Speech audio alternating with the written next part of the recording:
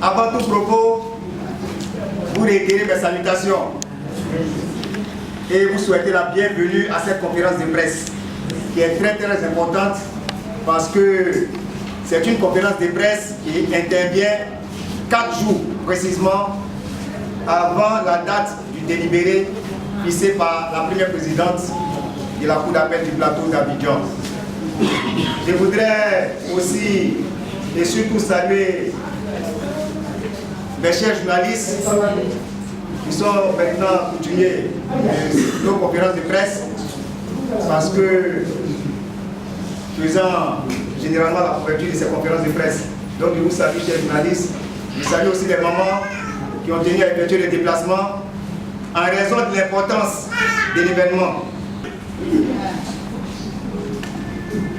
En sous-titre, il y a eu une assemblée générale extraordinaire du réseau, donc du Renabidexi, provoquée par les graves et dangereuses réquisitions de l'avocat général Bakayoko Ousmane, représentant à cette occasion le parquet général composé du procureur général.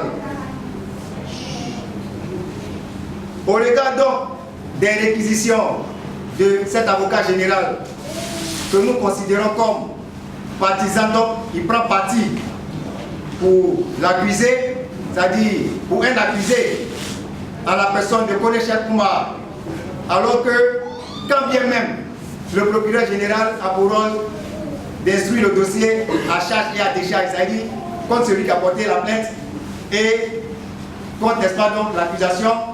Mais le procureur général, son rôle même, c'est un avocat aussi, mais il défend les intérêts de la société. Et lorsqu'il y a une infraction comme le vol, dans notre cas d'espèce, ça veut dire qu'il y a une atteinte aux droits de la société. Donc son rôle, c'est de défendre ça. Donc en principe, il devait être avec nous. Mais curieusement, il était avec Kone Cheikh Oumar. Et il a fait des réquisitions selon lesquelles Kone Cheikh Oumar n'a rien fait. Il n'a même pas touché 5 francs dans les 4 milliards qui sont objets de procès, donc des litiges devant le tribunal. Or, dans la procédure que lui-même il a, dans la procédure que la justice a en général, dans la procédure que Madame la première présidente de la Cour d'appel a, est contenu, sinon sont contenus, pardon, des chèques de retrait comportant le nom de Kone Cheikh Oumar. C'est-à-dire lui-même il a effectué des retraits, les chèques attestent qu'il a effectué des retraits. Il a ça dans la procédure. Mais comme depuis le début de cette affaire, il y a une certaine mauvaise foi qui prévaut, les gens ne sont pas honnêtes. Pour ne pas qu'ils disent qu'ils n'ont pas de preuves, les preuves qu'on a déjà versées, qu'on a déjà donc déposées devant eux là, qui sont dans la procédure, depuis la police économique, le premier cabinet d'instruction, jusque devant la chambre des délits économiques du tribunal correctionnel de première instance du plateau, où une décision est intervenue le 13 janvier 2015. Tous les dossiers suivent par une seule affaire. On ne peut pas changer les dossiers. C'est la même demande, on ne peut pas changer les demandes. C'est-à-dire qu'ils ont détourné notre argent et on veut rentrer en possession de cet argent. Donc de façon officielle, on leur a écrit la semaine dernière pour leur donner les chèques qui comportent le nom de Kone Cheikh Oumar. On a adressé ces courriers à la première présidente, évidemment, qui a le dossier. On a fait ampliation au procureur général, qui est le patron de l'avocat général, Bakayoko Ousmane. Et on a fait aussi ampliation à Bakayoko Ousmane lui-même. Il n'a qu'à voir les chèques que Kone Cheikh a retirés. L'argent qu'il a retiré dans l'argent qui a été volé là, il n'a qu'à voir ça. Et on a fait ampliation à toutes les autorités, en l'occurrence le président de la République de Côte d'Ivoire, pour que ce dossier-là soit suivi par tout le monde, afin que si une décision intervient sur le dossier, sur l'affaire, on n'ait pas à discuter si vraiment le droit est dit. Parce que nous n'attendons pas des faveurs de la justice, non. Nous attendons de la justice qu'elle dise le droit, c'est-à-dire ce qui s'est passé là. Il faut prendre une décision par rapport à ça. On n'a pas besoin de leur donner l'argent pour ça, ou bien de leur demander pardon pour ça. Et donc, nous avons produit ces documents, notamment ces chèques. Notre mémoire d'appel, c'est-à-dire le dossier dans lequel, le document dans lequel se trouvent toutes les pièces, c'est-à-dire on a transmis aussi à beaucoup d'autorités, notamment à la haute autorité pour la bonne gouvernance, le président de la République également, pour que, même les ambassades, pour que tout le monde suive ce dossier-là. Parce que il est vraiment inconcevable. On ne peut pas accepter que des vieilles personnes comme vous, des victimes comme vous, souffrez et avez souffert des effets dangereux, des déchets toxiques par la respiration faite de ces déchets-là, que vous soyez banalisés depuis 7 ans en entendant votre indemnisation. Alors que cette indemnisation n'a pas été donnée par l'État de Côte d'Ivoire, mais par Trafigura, la société qui vous a posé du tort. C'est inconcevable. Et donc il faut que tout le monde suive ce dossier, de sorte que la décision qui interviendra là, chacun de nous va tirer les conséquences de cette décision. D'autres victimes même ont décidé à cette occasion, peut-être même de sauter la vie pour interpeller la communauté internationale parce que trop c'est trop. Nous avons pris la mesure, n'est-ce pas, donc de ces différentes décisions. Et en tant que porte-parole, nous avons le devoir de les porter à la connaissance de l'opinion. C'est ce que nous faisons. Tout le monde à la procédure, à tous les dossiers de la procédure. Donc chacun peut examiner et puis dire si la décision qui va intervenir le mercredi prochain là, c'est une décision qui a été prise en conformité avec le droit ou bien c'est une décision qui viole de façon flagrante le droit. Chacun de nous a les dossiers pour apprécier. Et ce qui s'est passé dans cette affaire, que nous avons suivi avec beaucoup d'intérêt, c'est que au niveau de l'enquête préliminaire, c'est-à-dire quand en juillet 2011, on a déposé une nouvelle plainte, parce que la première plainte c'était en 2009, et puis il y a eu des perturbations, la plainte n'est pas allée quelque part parce que Gorou Claude était vraiment protégé. Et donc, quand il y a eu changement de régime politique, on a déposé une nouvelle plainte. Donc en juillet 2011, la première plainte c'était en 2009. Et quand on a fini de déposer la plainte, le procureur de la République à qui était adressée cette plainte a confié l'enquête de cette plainte à la police économique. Et la police économique a convoqué une dame du nom de Dame Awa Ndiaye, épouse Mbaye. Dans les différents rapports, elle se trouve être l'associée ou du moins la partenaire de Koné Cheikh Oumar.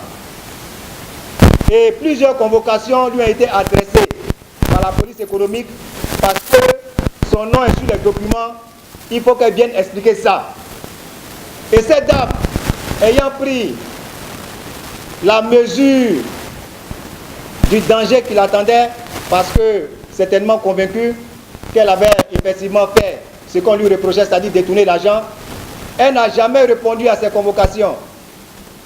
Les enquêteurs ont été obligés de déposer un papier à l'aéroport, on appelle ça une mise en observation. Si tu veux fuir, on t'arrête là-bas. Et elle ne savait pas qu'il y avait une mise en observation. Et quand elle tentait de fuir la Côte d'Ivoire, elle a été arrêtée par la police économique et conduite au plateau ici, à leur base. Des heures durant, pendant l'audition, elle voulait nier les faits. Mais quand les policiers enquêteurs lui ont présenté les documents, son compte qu'elle a ouvert dans la banque, le même jour, l'argent est arrivé sur le compte de la coordination. Ça veut dire quoi? La coordination, le 24 mars 2010, a ouvert un compte à Access Bank. Cette dame également, le 24 mars 2010, elle a ouvert un compte à Access Bank. Et tout l'argent qu'on a envoyé sur le compte de la coordination, les 4 milliards 658 millions de francs CFA ont été transférés. C'est-à-dire chacun vient, on fait retirer 300 millions, on met ça là. Et le même jour, ils ont vidé le compte pour aller là-bas. C'est ça, les gars appellent blanchiment des capitaux, parce qu'on veut détourner les fonds de leur origine. C'est-à-dire on veut donner une autre direction au fonds. C'est ça qu'on appelle blanchiment des capitaux. Et la direction qu'on a donnée, c'est d'injecter, c'est-à-dire de mettre l'argent dans les sociétés de Koné Cheikh Oumar et dans d'autres choses qui appartiennent à Koné Cheikh Oumar. Vous comprenez un peu? Donc quand l'avocat parlait de blanchiment des capitaux, Goïbi, ça passe de quoi il parlait. qu'il n'y a pas blanchiment des capitaux. Parce que le blanchiment des capitaux est assis sur une infraction. Mais l'infraction ici, c'est l'abus de confiance. L'abus de confiance, c'est le détournement des fonds. C'est-à-dire l'argent qui appartient à des personnes. Et toi, tu prends, tu ne leur donnes pas. Et tu ne peux pas justifier pourquoi tu ne leur as pas donné. Et tu as fait une autre direction à l'argent. C'est ça qui est abus de confiance. Vous comprenez un peu? Donc, en fait, de façon subtile, c'est parce qu'on a eu la chance d'avoir ces documents, c'est-à-dire le relevé de compte de la coordination et le relevé de compte de Dame Awa Ndiaye. Les deux relevés ont permis de retracer tout le détournement. Qu'est-ce que les gars voulaient faire? Kone Cheikh Oumar, se croyant très intelligent, très futé, a voulu faire des retraits sur un compte qui n'est pas le compte des victimes pour effacer les traces, pour ne pas qu'on sache que c'est dans l'argent des victimes qu'il a fait des retraits. Or, l'enquête a révélé que l'argent qui se trouvait sur le compte de Awa Ndiaye, dont le compte a été ouvert le même jour que celui de la coordination, est l'argent des victimes des déchets toxiques. Et donc tous les retraits effectués sur le compte de Awa Ndiaye sont effectués dans l'argent des victimes des déchets toxiques. C'est comme ça on les a pris. Et quand on les a pris, Kone Cheikh Oumar lui-même est venu à la police économique pour dire à l'officier que je reconnais les faits. C'est moi qui ai été le bénéficiaire des 4 milliards pour la laisser partir. Il a fallu que Kone Cheikh Oumar rentre en contact avec l'ancien procureur de la République, le procureur Kouadio Simplice, qui a demandé de remettre le passeport de Awa Ndiaye. Et elle a fui. Elle a fui depuis 2011. Et elle n'est plus jamais revenue. Et comme les jours sont passés, les mois sont passés et les années également, Kone Cheikh Oumar, au fil du temps, veut distraire l'opinion. J'ai dit ici que nous avons l'audition de Awa Ndiaye, cuisinée des heures durant par la police économique, avant d'avouer ceci, avant de dire ceci, avant de dire la vérité. Interrogée, Dame Awa Ndiaye, épouse Mbaye, elle était directeur général de la société African International Trading, a déclaré avoir fait la connaissance de Kone Cheikh Oumar dans le cadre de ses problèmes avec la justice, des mêlées judiciaires, donc avec la Banque Atlantique de Côte d'Ivoire. Donc elle avait des problèmes. Donc elle avait des problèmes qui étaient au niveau de la justice contre une banque, la Banque Atlantique de Côte d'Ivoire. C'est là qu'elle a rencontré Kone Cheikh Oumar. Elle a ajouté que c'est lors de l'une de ses visites au cabinet Koneko, c'est-à-dire de Kone Cheikh Oumar, qu'elle a rencontré le nommé Gorou Diallo Claude François, le président de la prétendue coordination, parce que nous on dit prétendue parce qu'on a toutes les preuves qui montrent que c'est une fausse association, ça a été construit sur la base du faux, de la prétendue coordination nationale des victimes des déchets toxiques de Côte d'Ivoire. Elle a profité pour lui parler de ses voisins, c'est-à-dire qu'elle veut distraire la police économique, alors que les gars se connaissent depuis longtemps. Elle a profité pour parler de ses voisins victimes des déchets toxiques, interpellés sur les versements de 2 milliards 445 millions de francs CFA effectués sur son compte à Access Bank. Awa Ndiaye a expliqué que cet argent lui a été prêté par Kone Cheikh Oumar, c'est-à-dire qu'il lui a prêté 2 milliards dans notre argent. En quelle qualité? Il est victime, il est président des victimes, je ne sais pas. Donc il lui prête 2 milliards dedans.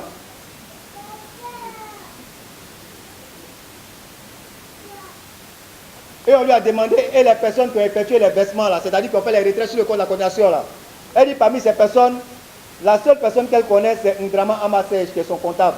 Mais cette personne a été envoyée par Kone Cheikh pour faire les retraits. Ce n'est pas par elle. Donc tous les retraits ont été faits à la demande de Kone Cheikh Oumar.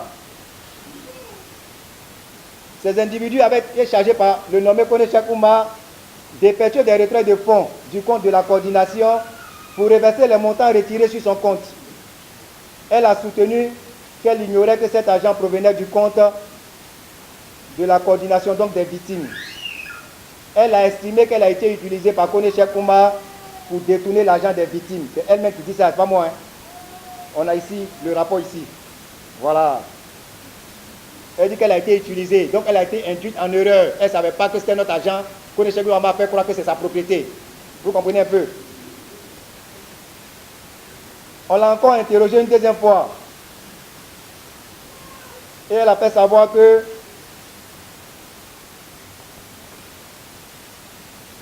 cet agent était la propriété de Kone Cheikh Oumar. Interrogé à nouveau, la nommée Awa Ndiaye a déclaré que tous les montants déposés sur son compte et qui s'élevaient à 2 629 128 146 francs ont été utilisés au seul profit de Kone Cheikh Oumar et de ses entreprises, c'est-à-dire lui seul avec ses sociétés. Tous les chèques qu'elle a libellés, donc qu'elle a donnés là, et dont elle a fourni copie, parce que tous les chèques sont là, dans la procédure, et dont elle a fourni copie, c'est-à-dire elle a donné copie de ces chèques-là, porte le nom de Kone Cheikh Oumar et le nom de ces sociétés, Coneco, Coneforce et tout ça. Calivoire, ce sont les sociétés de Kone Cheikh Oumar. Elle a soutenu n'avoir bénéficié que de la somme de 1 600 000 francs CFA dans les 2 milliards et quelques, près de 3 milliards. C'est 1 million seulement lui a donné. Ok. Au vu de cette déclaration, il est clair que tout le film du détournement a été planifié par Kone Cheikh Oumar, ça veut dire de notre agent. Aussi pour distraire l'opinion, Kone Cheikh Oumar, tout dernièrement, comme Awa Ndiaye est parti, et l'autre prévenu principal, donc accusé principal, qui est Gorou Claude, il faut aussi qu'il vienne pour jouer la comédie et puis après il disparaît.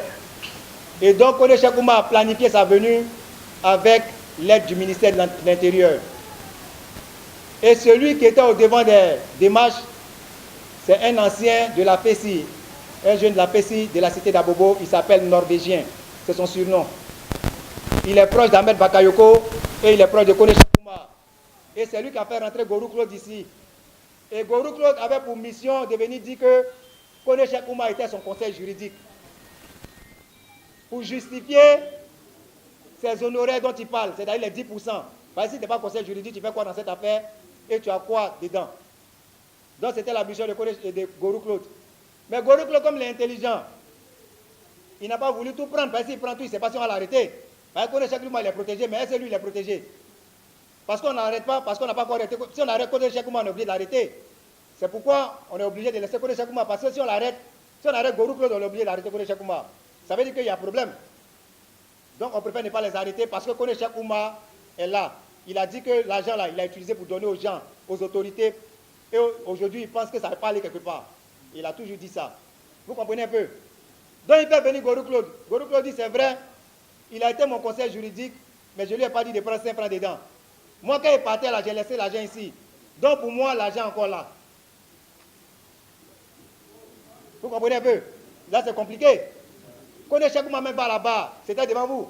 Il dit non, Gorou Claude lui a donné des chèques, les chèques portent son nom. Gorou Claude dit non, il n'a jamais donné de chèque. L'argent là, c'est pour les victimes. C'est vrai qu'il était droit, mais ce n'est pas dans l'argent là. C'est une bêta comédie. Quand ça se passe, qu'on doit arrêter les deux mêmes, sur le chapitre, les mettre à la maca. Mais on les condamne à 20 ans, sans mandat de dépôt. Mais on les condamne à 20 ans. Quand on regarde pour le profane, c'est-à-dire qu'il ne connaît pas les choses, qu'il n'est pas informé de ce qui se passe, il va dire, mais on les a condamnés, mais c'est que la justice a fait son travail, c'est que le pouvoir a fait son travail. Mais pourquoi on les a condamnés à 20 ans? On ne pouvait pas ne pas les condamner à 20 ans. Parce qu'ici, dans notre loi, quand tu détournes plus de 50 millions, on doit te condamner à 20 ans. Or, il s'agit de 4 milliards. Donc 20 ans, c'est la peine, même la petite peine, mais comme il n'y a pas autre, c'est 20 ans.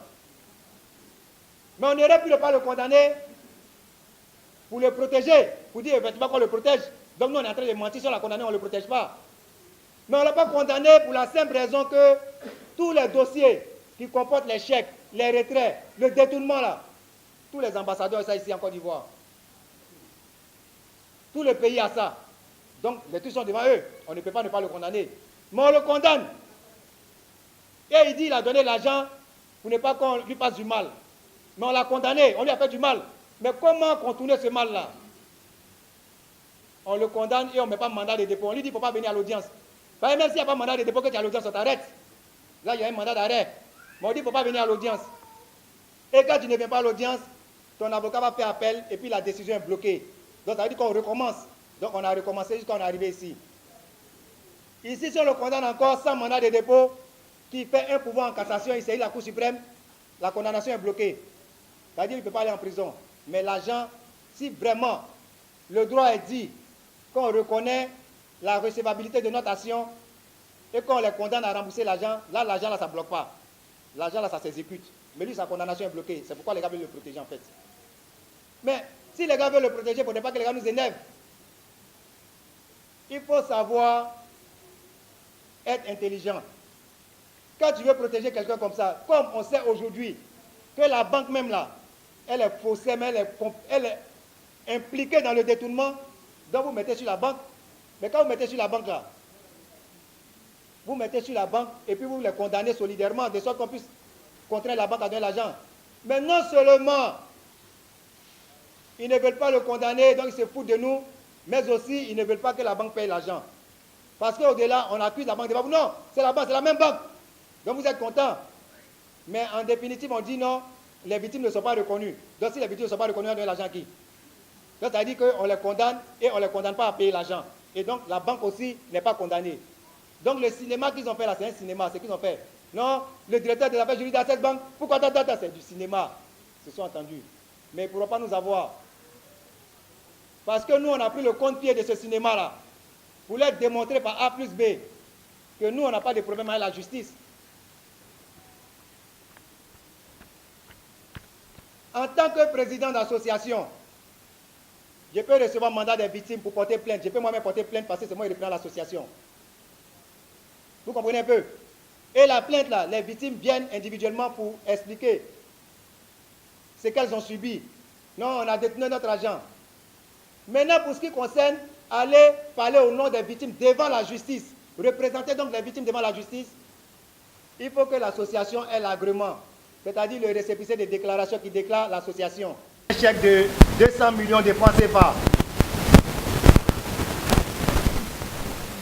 La preuve que le procureur général, à travers l'avocat général, veut nous insulter, c'est une injure.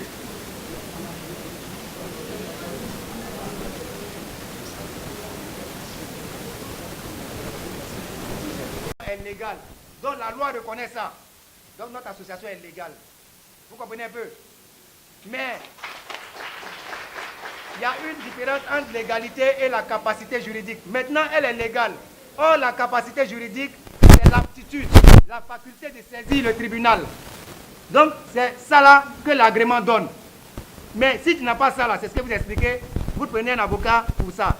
Et comme ils ne veulent pas nous donner ça, pour ne pas qu'on puisse saisir le tribunal, pour ne pas qu'on puisse déranger leur poulain qui connaît Cheikh Oumar, ils n'ont qu'à bouffer l'argent et puis il n'y a rien.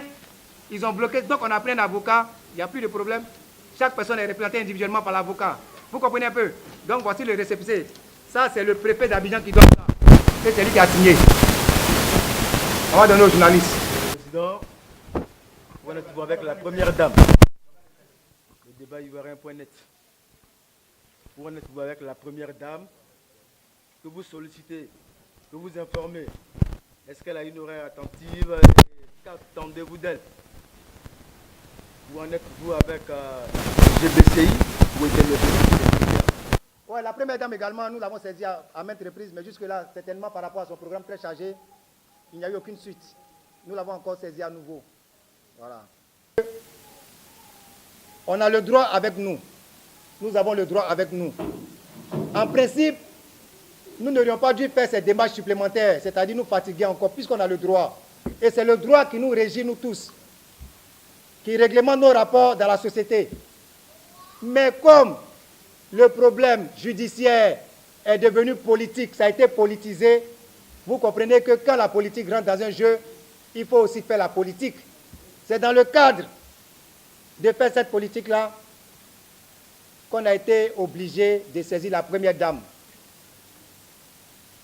pour lui demander, pour plaider auprès d'elle, pour que cette situation soit réglée, puisqu'elle est très sensible par rapport aux différents actes posés au profit des enfants et des personnes démunies.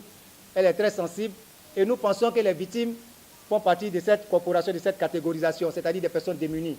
C'est pourquoi nous l'avons saisie. Mais malheureusement, à ce jour, depuis donc l'année dernière jusqu'à ce jour, nous n'avons eu aucune suite formelle, c'est-à-dire courrier. Peut-être qu'elle est intervenue officieusement auprès de qui de droit. Mais jusque-là, comme on n'a pas le résultat de ce qu'on attendait, de notre attente, on ne peut pas nous avancer, on ne peut pas s'avancer dans certaines affirmations. Mais nous savons qu'elle accorde quand même un intérêt à ça. Voilà. comme je l'ai dénoncé, ce n'est pas 6624 victimes qui sont victimes du détournement de leur indemnisation. Il s'agit de 25 000 victimes.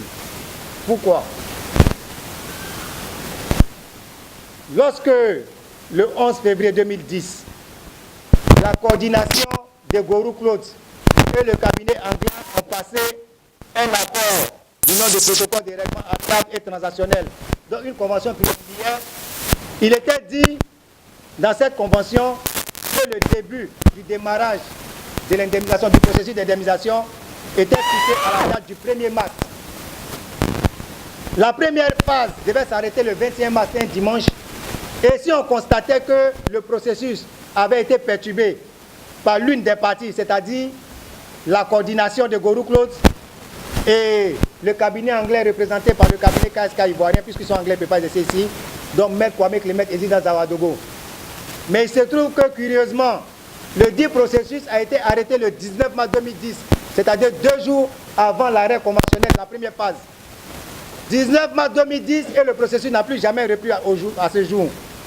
Le même 19 mars 2010, puisque dans le déroulement du processus, on a constaté des perturbations qui étaient essentiellement le fait de la PECI, soumis à Augustin à la sorte de Gorou Claude, des gens qui venaient escroquer l'argent des victimes, qui venaient la nuit pour dire non, parce que les victimes venaient dormir à la belle lune, pour, reprendre pour espérer rentrer en possession de leur indemnisation le lendemain, le jour suivant. Vous savez très bien, ils viennent donc, donne-moi 10 000, demain ils te mettent dans la première position, ils viennent disparaître, les autres viennent, et puis les victimes n'arrivent pas à arriver, eux-mêmes ils viennent avec les documents des victimes, c'est-à-dire ils scannent les cartes d'identité là, ils mettent leur photo dessus, avec le nom des vraies victimes, et puis ils vont prendre l'argent des victimes, tout ça c'est en complicité. Donc ça a été arrêté, je ne sais pas si c'est pour ces raisons que le cabinet KSK a arrêté, parce que nous-mêmes on a porté plainte contre eux, parce qu'ils ont géré ensemble, donc j'ai un point à nous faire.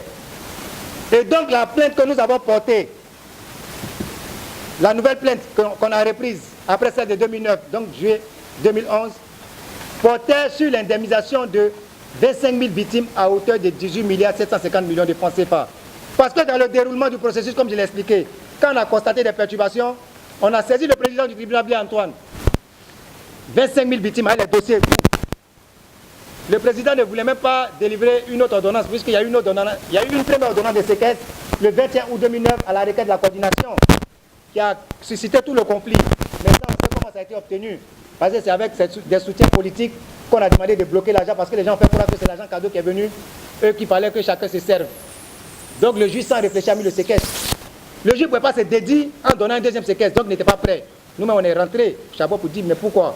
Voici les documents. Quand il a vérifié, il a été obligé de donner notre séquestre. J'ai dit, non, on ne se reconnaît pas dans la coordination, pas notre association. Nous, c'est 25 000 victimes.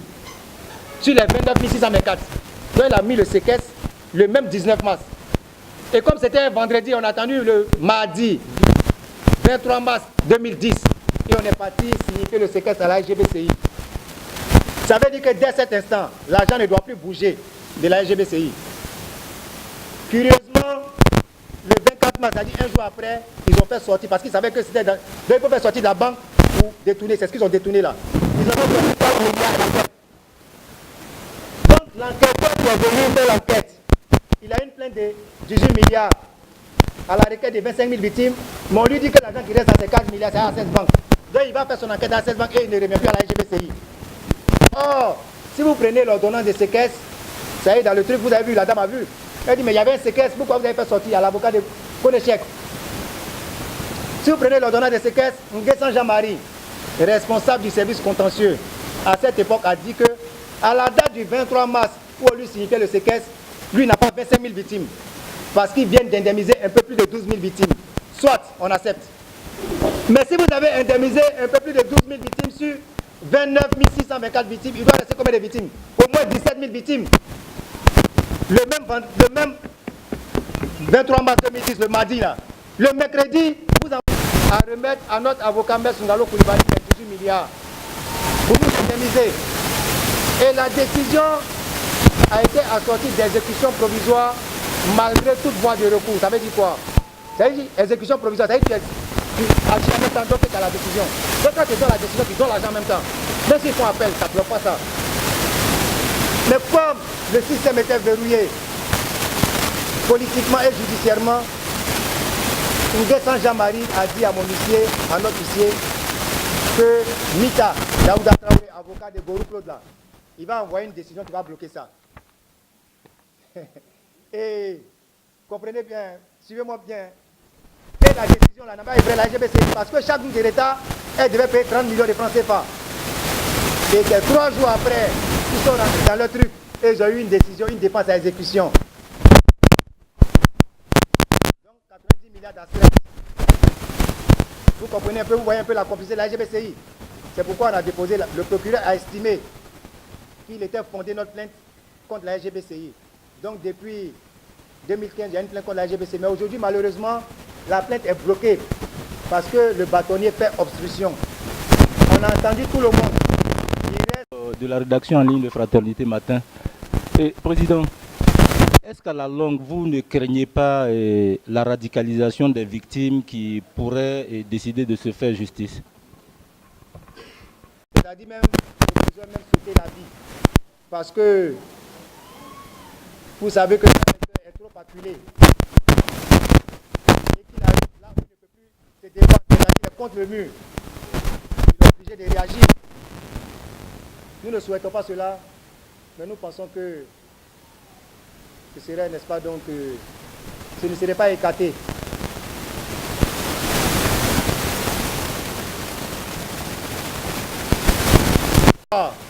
Où nous voyons l'imminence même de cette victoire, on a été désillusionnés au dernier moment. Donc aujourd'hui, on s'attend à tous les schémas. Mais pour nous, ce qui nous concerne, nous gardons notre poids et notre confiance en la justice. Parce que pour nous, la justice est une institution. Et pour paraphraser le président des États-Unis, qui disait à l'une, n'est-ce pas, donc, de ses conférences, dans l'un de ses discours, que l'Afrique n'a pas besoin d'hommes forts, mais plutôt d'institutions fortes. Et nous voulons donc exhorter la Cour d'appel, notamment la première présidente, à faire de notre justice une institution forte par la prise de décisions qui sont conformes au droit.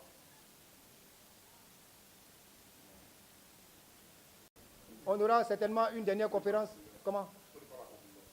Ok, je voudrais, pour terminer, remercier l'Assemblée pour avoir effectué massivement le déplacement et surtout remercier les journalistes qui ont toujours été là pour porter la vraie information.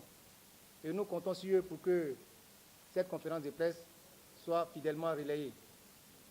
Pour finir, nous voulons également souligner le fait qu'il serait possible, mais ça avec la presse exclusivement, pas les victimes, qu'il y ait une dernière conférence de presse qu'on avait prévue le mardi, mais le mardi, ça sera trop juste par rapport au mercredi.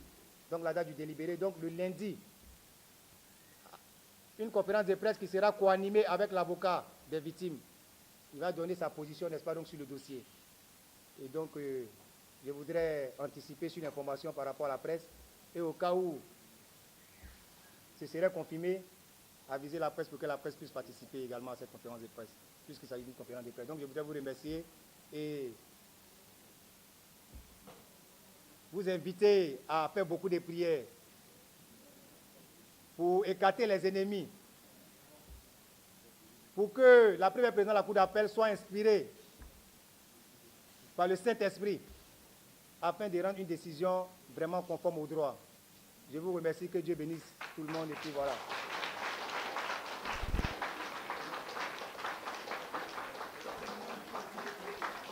Ah, c'est bon, hein? On va vous expliquer tout à l'heure.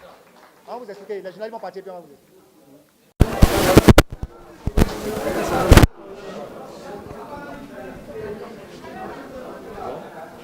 Président, bonsoir. Bonsoir. Présentez-vous. Charles Kofi, président du réseau national pour la défense des droits des victimes des déchets toxiques de Côte d'Ivoire. En conclusion, dans quel intérêt cette conférence de presse? C'est pour prendre l'opinion nationale et internationale à témoin. Et c'est une conférence de presse qui fait suite à une assemblée générale extraordinaire tenue le samedi 16 juillet 2016. Et cette assemblée générale extraordinaire a également fait suite aux réquisitions partisanes de l'avocat général M. Bakayoko Ousmane, réquisitions pour lesquelles Kone Cheikh Oumar n'a rien à voir dans le dossier, et donc n'aurait effectué aucun retrait, alors que dans la procédure versée à leur table, donc à la table donc, de la Cour d'appel et du parquet général, se trouvent des chèques comportant le nom de Kone Cheikh Oumar.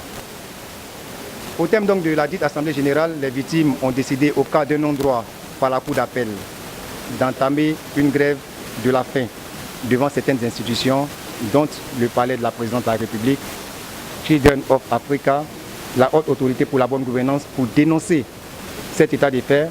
Et d'autres même, du troisième âge pratiquement, ont décidé de sauter la vie pour choquer la communauté internationale à l'effet, n'est-ce pas, donc, de voir leur situation réglée. Nous voulons donc, sur ce, réitérer notre confiance en la justice, principalement à la Cour d'appel qui a instruit ce dossier, exhorter cette Cour d'appel à dire le droit, à prendre des décisions conformes au droit. Et comme je l'ai dit tout à l'heure, le président Barack Obama disait dans l'un de ses discours que l'Afrique a besoin d'institutions fortes et non d'hommes forts. Et donc nous voulons l'exhorter à faire de notre justice une institution forte par la prise des décisions conformes au droit. Et elle aurait participé également à l'avènement de l'émergence tant voulu par le président de la République à l'horizon 2020.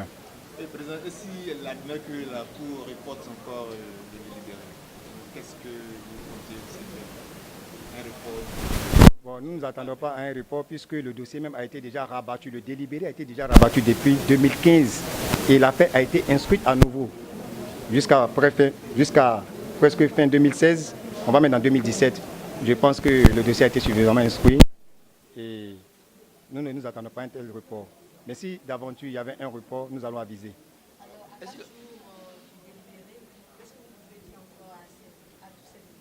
Non, nous voulons rassurer les victimes. D'abord, nous avons confiance à la justice. C'est vrai que dans toutes les corporations sociales, il y a des brebis galeuses, mais nous pensons que ce n'est pas toutes les personnes qui sont impliquées. Et nous pensons qu'avec, n'est-ce pas, donc, les éléments que nous avons, donc le droit à notre côté, on ne pourra que rassurer les victimes, demander aux victimes, n'est-ce pas, de beaucoup prier et d'avoir foi en la justice, de faire confiance en la justice. Ce n'est pas possible que je représente toutes les victimes des déchets toxiques, d'autant qu'il y a plusieurs associations. Je représente les victimes qui sont dans ma procédure. Et dans ma procédure, il y a plus de 60 000 victimes. Aujourd'hui, président, qu'est-ce que les autorités doivent retenir de cette conférence? Les autorités doivent retenir le ras-le-bol des victimes des déchets toxiques face à cette injustice criante. Car depuis 2009, donc pratiquement 7 ans, les victimes végètent, les victimes souffrent. Beaucoup d'entre elles sont déjà décédées, d'autres continuent de mourir du fait de leur indigence et d'autres encore par l'abandon par l'État de Côte d'Ivoire parce qu'ils n'ont pas les moyens nécessaires pour se prendre en charge, pour se soigner. Donc c'est le ras-le-bol que les autorités doivent retenir et faire en sorte que ce pays-là puisse fonctionner conformément aux règles de droit, à la loi que nous nous sommes imposées volontairement. Je suis mon confrère, je n'emboîte pas mon confrère, il a parlé des report du procès. Est-ce que le procès, le jour du délibéré, n'est pas à votre avantage? Que comptez-vous faire? Si le procès n'est pas à notre avantage, les raisons qui seront données par la Cour pour dire que le procès n'est pas à notre avantage, ce sont des raisons qui sont conformes au droit.